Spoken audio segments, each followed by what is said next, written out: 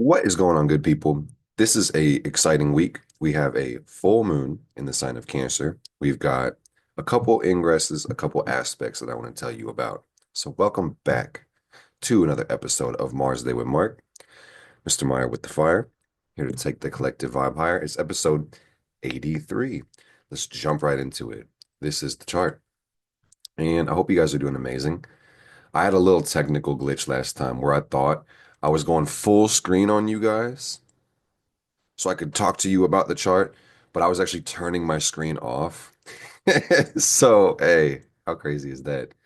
Because when I'm like looking you right in the face, I get more dramatic. It just like disappear and like turn up for whatever reason. But anyway, let's just jump right into it, okay? Basically, the gist of this week is preparing for the full moon. So, if you're new here, welcome. If not, welcome back. We're doing a weekly astrology podcast, starting with the week of January 7th up into the week of January 13th. So, this is the chart as we start. And really, the full moon is hitting on the 13th. So, I'll run through this in just a second. But we're just about halfway through Capricorn season. Right now, the what? The sun, I almost said moon. The sun is at 18 Capricorn. The moon is waxing through Taurus. We've got Mercury at the last degree of Sagittarius. Venus is at 5 Pisces. Mars is at 29 Cancer. Wow. We've got Jupiter in retrograde in Gemini at 12 degrees. Saturn is at 15 Pisces. Uranus is at 23 Taurus. Neptune is at 27 Pisces. And Pluto is at 1 degree of Aquarius. And our north node of the moon is at 1 degree of Aries. And let's move the chart forward 1 week, just 1 week, just about. I think I have to reshare the screen. And are you guys having a good time? Are you enjoying the new year? Are you clear about the vision? Or do you need to get your eyes checked? Do you know what you're going for? Don't go through life aimless, okay? Make sure you decide what you want, go after what you want, and then just enjoy the process. Then life can be super easy, can be super fun, super fulfilling. Okay.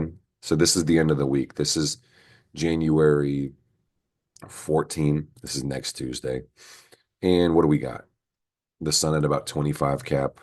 The moon will be past that halfway point in Leo. Will start waxing next week. No, I'm tripping. Waning next week. This is a waxing week, and we end with the full moon. Anyway, Mercury moves into Capricorn this week, really tomorrow, the day after I'm filming this. So it's going to be a Mercury and Capricorn week. And I'm going to break down these archetypes in just a sec. Venus moves to about 12 degrees of Pisces. Mars moves back to 26. Jupiter moves back to 11. Saturn moves up just a little bit. It's in the same degree. You've got Uranus. Where did Uranus go? It's still at 23 Taurus. Neptune's still at 27, and Pluto's still at 1. And the North Node is at 0 degrees of Aries. And at the end of this month, we'll see the North Node move back into Pisces, which is really cool. That's going to really cover the rest of the year with a more mystical, magical overtone. For the last 18 months or so, we've been focused on this Aries energy. It's been very too hot to try, very focus, get intentional with your life, go off, be direct, be aggressive. And we're going to keep that same attitude, truly, but we're going to let the universe kind of co-pilot, not take the wheel because I'm driving the boat, but we're going to be focusing more on spirituality. So let's talk about this week. Today is a very Capricorn week, and I want to say a very, very Capricorn week. Why is that? Because not only is the sun through Capricorn, we're getting Mercury move through Capricorn, which is really cool. The sun gives us life, it gives us light. Had we had no sun, we would likely die. Can't prove that. But anyway, Capricorn is the season of get your shit together, get down to business, get organized. I don't know what else to say because this sign is very no nonsense, very business like. So if you got that picture, let's move on. The question just is, how do you level up? How do you take yourself to the next level? And I don't know if people just watch me from my rich voice or my beautiful face. But anyway, I'm going to repeat it in case you missed it, but set a target. set a goal. Some of us are too hot to trot, so we don't do New Year's resolutions. That's totally fine. But how about a yearly goal? How about a year defining thing? How about a monthly goal? How about a weekly goal? How about a daily goal? If you don't have a target, you don't shoot. So that's what we're gonna do. Set a target and then we're gonna blast that bitch. Mm-hmm. All right. And anyway, Mercury's gonna move into Capricorn this week too. The sun is really the energy we're getting, so I do recommend you check your chart, look at what house Capricorn is in, and see if that adds detail. And I did drop a video, it's in the description, about how Capricorn affects all 12 signs. So if you want to watch that video, it'll show you how Capricorn affects your specific chart, which is really cool. Like, for instance, my Capricorn is in the fifth house, so it's all about self-development and creative endeavors. If you were in the first, it's your personal glow up, and et cetera, so on and so forth. So anyway, Mercury is the mind, Mercury is the mentality, and the mentality is GOAT. It's business, it's executioner style. So that's the week that we have ahead. We got a couple interesting sun aspects before I talk to you about the moon, because the moon is really the focus this week. Our feelings, our emotions. But Capricorn said, what are those? What are those? Anyway, we have two major aspects this week with the sun. And sun aspects are generally more prominent and pronounced than most other aspects because, yet again, the sun governs over our life force energy. So we've got about two, and I'm going to show you them in the chart. Let's move the chart back up. Okay, so the first one, and here we go. So this is last, okay, that's the end of the week. That's the 20. Okay, let me back it up. Let me back this up. So the first one, guys, this week we have the sun squaring up with Chiron, and it's going to be exact tomorrow. And some of us have already felt this energy because of the strength of orb. We're moving into this energy, and the sun square to Chiron has a lot to say about healing, of course. If you're unfamiliar with Chiron, healing is really what it's about. But this may bring up issues from the past. This might bring up father wounds, issues with our own masculine energy. It could be just issues with energy. Some people might just feel exhausted or tired around this time. So, health is wealth. Take care of yourself. That's what this energy tells me to tell you. That's what it tells me to tell myself. Very cool. And in addition to that, we also have the sun making a trine with Uranus this week. And that one is going to go exact around Sunday. Sunday, Sunday, Sunday. Yeah. Sun trine Uranus. Let me put it in a little circle for you guys. So I really like this one. And this one is going to be prominent during the full moon. So get excited. The sun trine Uranus is the gift of innovation and change. All right. So while we might have kind of a clunky start to this week with the sun trine or sun square Chiron, I don't know if it's clunky. For some of you guys, this might be the best start of the week. Like for me, every day is a great day because I'm affirming that, because I'm putting a smile on my face, because I'm grateful. I'm counting my blessings. By the way, guys, we are proactive people. We're not reactive people. It doesn't really matter where the hell Mercury is or what Pluto's doing to Neptune. And boom, we can play the cards we're dealt, play to win. We're not playing not to lose. We're playing to win. There's a big difference between the two, okay? But the sun trine Uranus, this feels like a gift of great insight. It looks like downloads. It looks like electric energy. It looks like clarity, and clarity brings power. Okay. One thing I also get from the Uranus energy is that this helps us collaborate. It helps us reach deeper into the world. It might make us feel better about who we are specifically. Therefore, we'd be way more inclined to present this to the world. So that's really cool. So let's talk about this freaky moon. So the Freak Bob moon is in Cancer on 13th of January. That's really going to be next week. So maybe we need to talk about it more in depth. But the thing about the moon is the moon, it goes around the earth, as you know, and it's going to pull on the tides of the ocean. This governs our emotions, our rhythm, our month.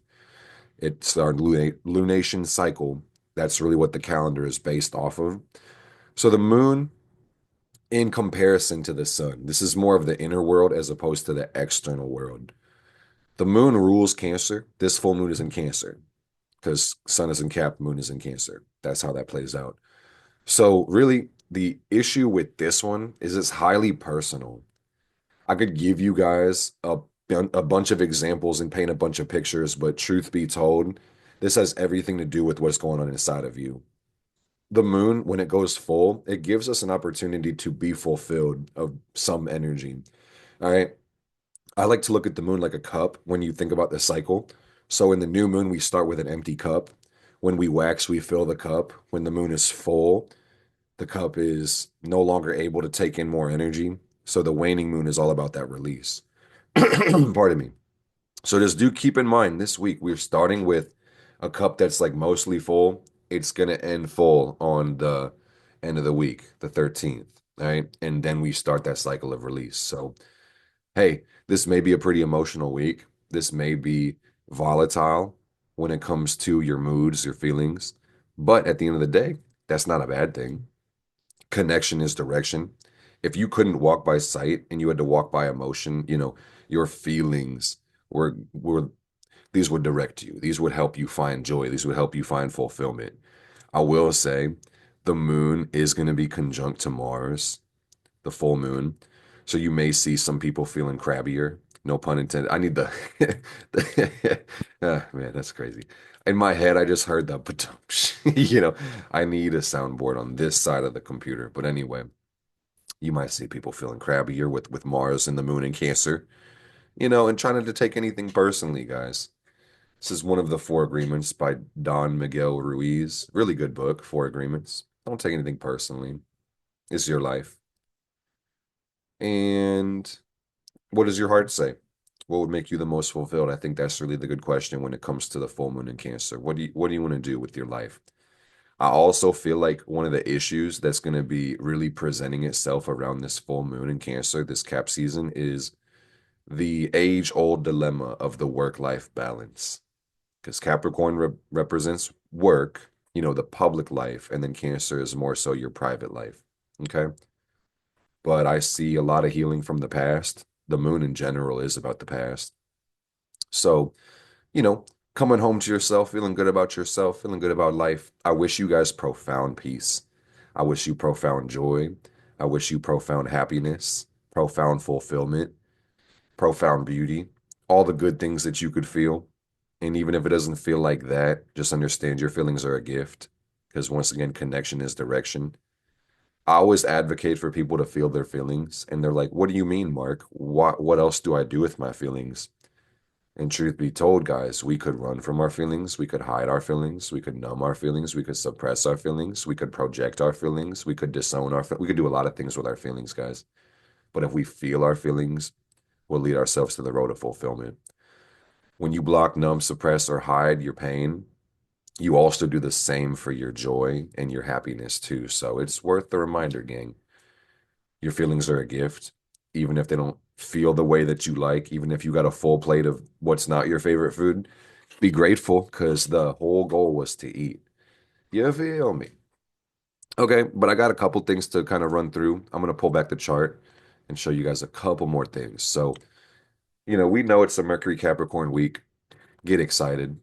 It kind of has a serious undertone to this week. It's very no nonsense. And I really like that. Pardon me. I think when it comes to Mercury, it's worth saying it's not what you say, it's how you say it.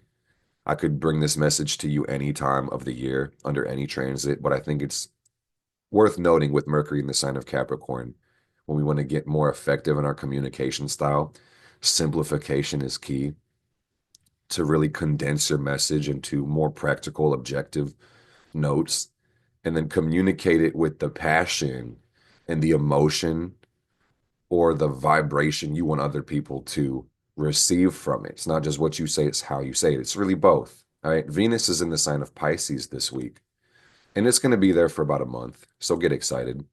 This is a very mystical time, guys.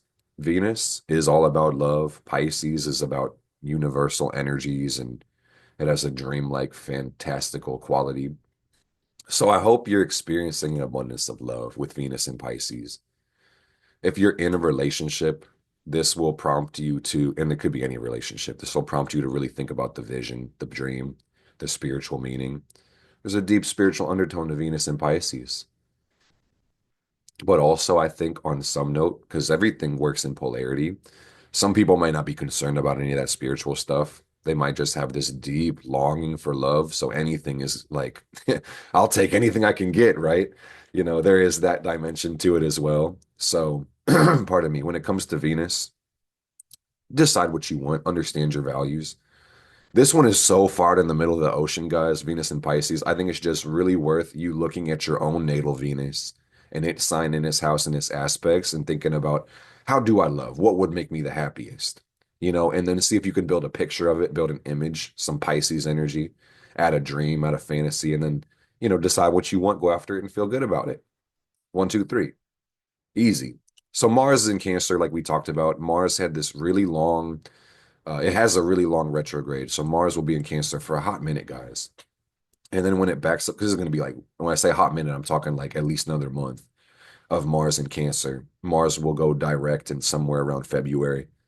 And then we'll have, then Mars is going to have to transit all the Cancer that it gave up. And then we'll go back to Leo and have a nice Mars Pluto opposition. But speaking, let me show you this. Actually, it's actually I don't really got to move it too far, but if you look in that circle, guys, like the moon is very close to Mars. And when that moon hits 23 degrees, that's the actual full moon coming soon, like coming Monday. So the moon and Mars conjunction. I spoke on this a little bit, but this really is the call from inside the house. It's your heart taking action or direction coming from your heart. The thing about Mars and Cancer is Mars is ruled by the moon right now, and it's going to be ruled by the moon for over a month.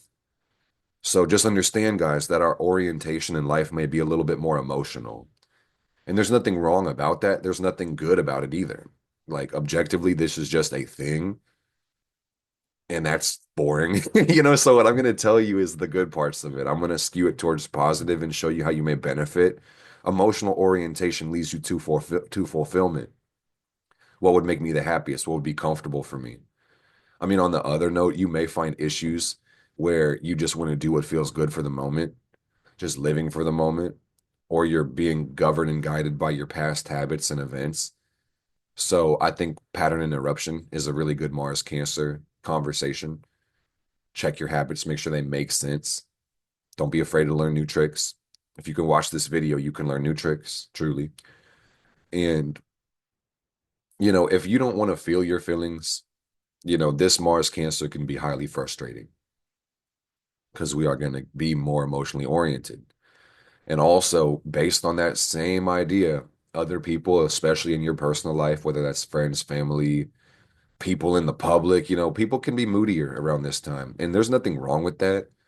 But you may just see every now and then somebody make people suffer for their bad day. And there's nothing new under the sun. This has been happening for probably millennia, so just don't take anything personally. I'm doubling down on that message and we're going to move to Jupiter. Okay, actually, one other thing. Speaking of Jupiter, let me rewind just a second. So, Jupiter, really, there's some action happening with Venus, and there's going to be more action next week. But you see how Venus is moving through Pisces, and at the end of the week, we'll kind of sit at about 12 degrees of Pisces. Well, where's Jupiter? Jupiter's at 12 to 11 degrees of Gemini. So, we also have a Venus Jupiter square this week, guys. And my best advice for you is don't spend all your goddamn money. Okay. Venus is usually what you want, and Jupiter has this inflating quality, and it doesn't care too much about limits. So this has everything to do with Venus, love and money and values and relationships. So don't spend all your damn money. Employ some moderation, indulge, have some restraint though. Okay. Hey, if it harms nobody, do what you will. That's really the best message because I'm not here to impose my will on anybody, but these messages are just as much for me as they are for you. That's the vibe I'm getting because Jupiter or Venus, Jupiter says what we want is growth. What we want is abundance. What we want is excess, and this may play out in the way that you spend your money. This may play out in the way that you eat. This may play out in the way that you deal with people. You might get on your knees, fam, and say, baby, I need your love, please. Please. And it's like, why are you begging? I'm not too proud to beg. So get off your knees. There was an inside joke. It was an inside joke with me and me, so it doesn't matter. Anyway, let me stop. Anyway, as long as it's funny for me, I'm gonna say it half the time at least. But anyway, moderation. Okay, another thing I want to speak on with this one is that this is about relationships and Jupiter is about meaning, Pisces is really dreamy. So for some, the conversation this week is about not throwing the baby out with the bathwater. Like you may have a decent relationship or a really good relationship, but this energy may make you feel like this is not what I want. And that could just be the result of you having a more, emphasized vision towards perfection or standards being increased. And maybe, what you want can only exist in a non-tangible realm. And that's why you don't want to really, judge a relationship based on your feelings of the moment. Have conversations based on these angles. If this presents you with new vision, new wants, new desires, you communicate these to your friends and family and partnerships and stuff like that and see if we can work together. This is kind of funny because also, I mean, again, this is what I meant earlier when I touched on there's going to be more things to talk about next week. You can see in this first circle, Venus is getting very close to Saturn. So that's a conversation for next week, Venus conjunct to Saturn. But it's really about, building real love, which I really like. It's strengthening our relationships and valuing sovereignty. So that's cool. The phrase that comes to mind, guys, is relationships are like business. You don't get what you deserve. You get what you negotiate. Okay?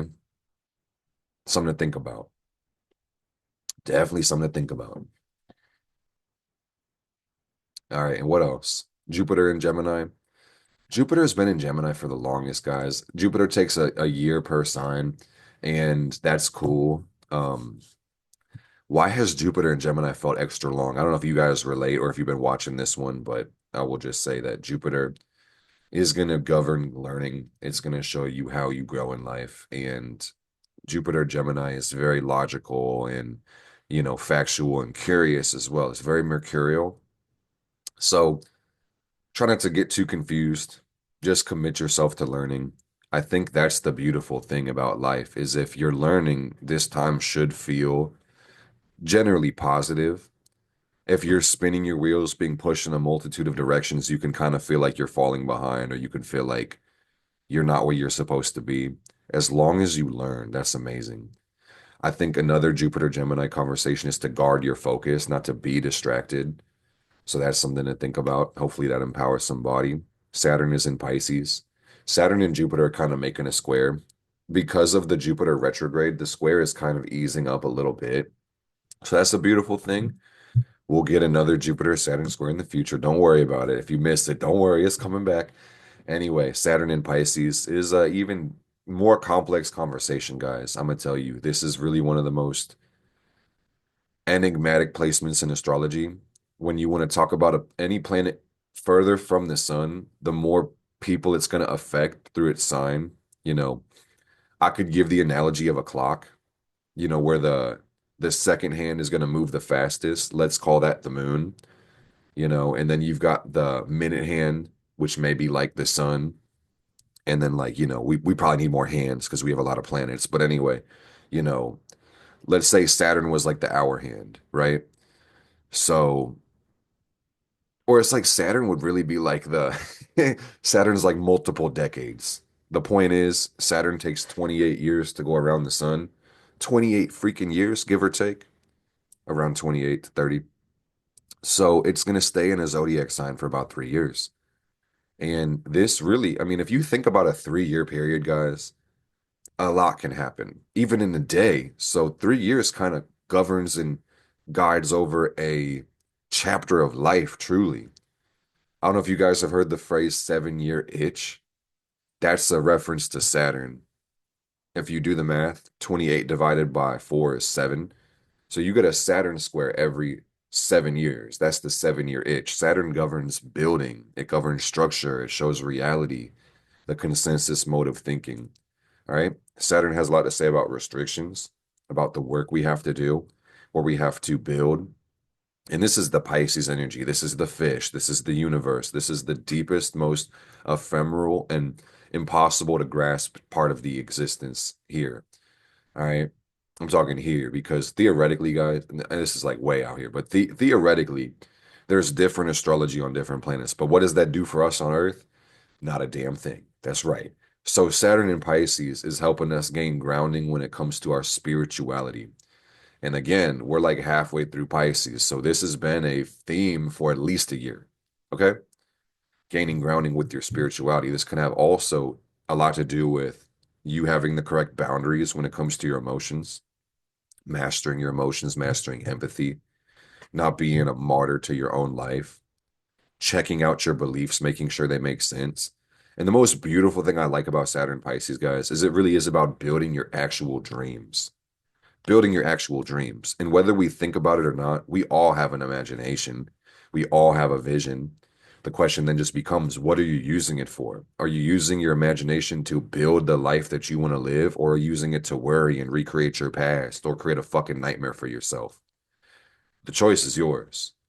You can't create your future when you're stuck in your past. So I just give you guys two ideas and hopefully you can build with it. Have a thought, have a vision.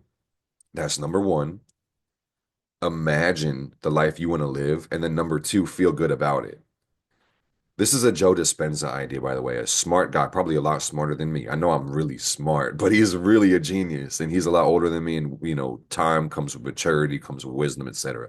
But the idea is the thought, the vision, that's the electric charge, boom. But then when you add the feeling, when you add the vibration, when you start to feel that in the moment, that's the magnetic charge.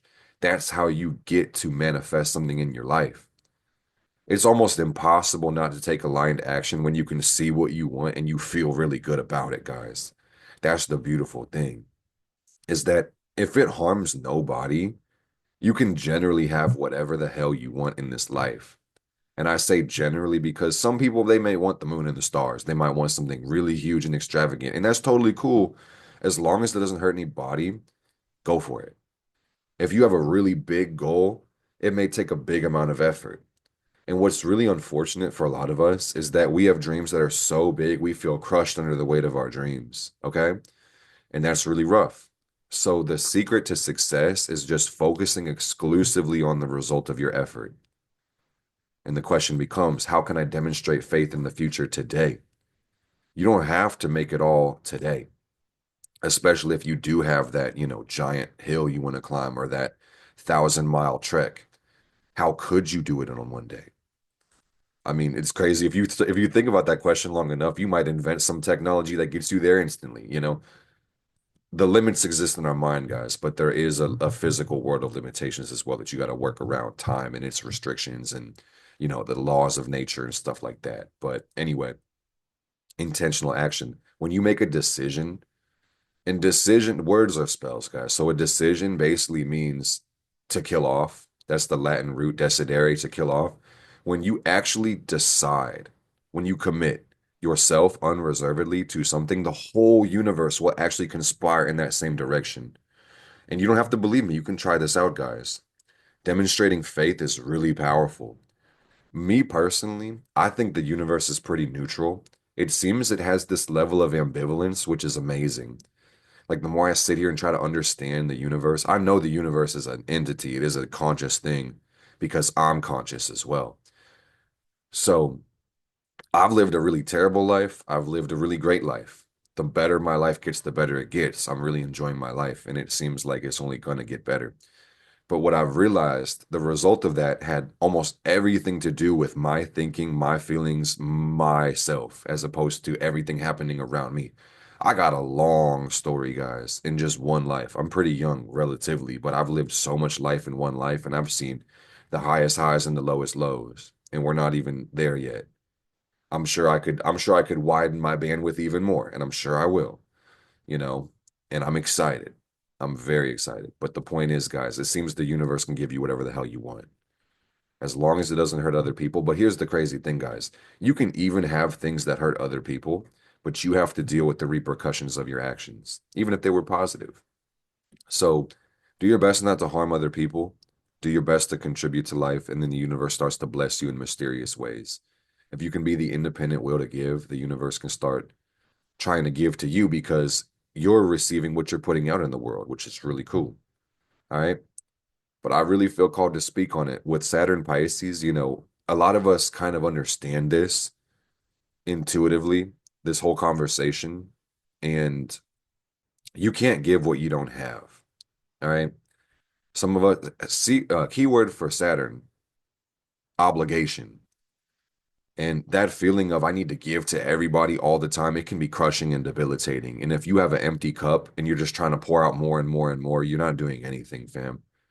So don't be afraid to put yourself first. You're accountable to yourself, and that's the end of the line. That's the end of the story, okay? It feels good to give. That's one of the most rewarding experiences you're ever going to have within your life. It's also worth noting, guys, that Jupiter rules over Saturn. So do look at your natal Jupiter. If you really want to tune into luck and get more direction, watch your natal Jupiter placement. Look at its sign house and aspects, the rulership. Look at the transits of Jupiter, progressions to your Jupiter, things of that nature, and live well. Last thing I want to say, and I touched on this very briefly, is we're almost done with the North Node in Aries, and I'll keep you guys updated. So make sure you're subscribed to this channel. Leave a like if you do like these videos. Leave a dislike if you do dislike these videos. The world needs interaction. The world needs haters and lovers. Anyway, North Node in Aries says, make a decision. What do you want? Go after it. Be intentional with your life, and your intentions will manifest. Don't believe me? Put it to the test. I love you guys. Mr. Meyer with the fire, here to take the collective vibration higher. It's good to see your beautiful face. Happy Capricorn season, guys. Build your dreams and smile while you do it. Blessed be.